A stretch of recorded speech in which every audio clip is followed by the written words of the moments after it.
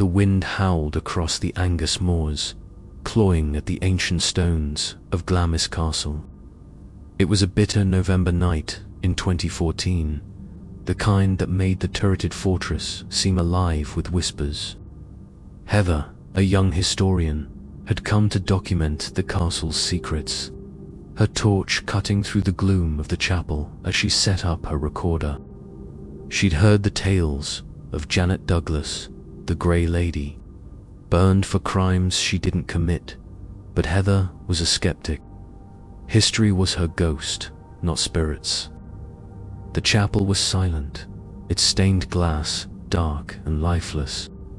She adjusted her equipment, muttering about the draft, when a faint sound stopped her, a sob, soft as a child's breath. She turned, torch beam trembling, but the pews were empty. "Imagination," she whispered, though her pulse quickened. Then she saw it, a shadow in the corner, grey and indistinct, like smoke caught in a draught.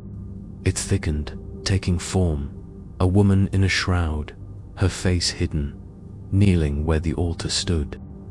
Heather's breath hitched. The figure didn't move, yet the air grew heavy, cold seeping into her bones. She stepped closer, her torch flickering, and the recorder whirred to life unbidden. "Who are you?" Heather stammered, though she knew the answer. The figure rose, gliding toward the wall, and Heather followed, mesmerized. The sobs came again, louder, echoing with a mother's grief. Janet's son had watched her burn, helpless on that Edinburgh hill in 1537. The Grey Lady reached the stone, her form dissolving into it, but not before a voice, faint and cracked, whispered, "Find me." Heather's hand shook as she touched the wall. It was solid, yet tales of Glamis's hidden room, a bricked-up chamber concealing some unspeakable truth, flooded her mind. She pressed harder, and the stone groaned, shifting just enough to reveal a crack.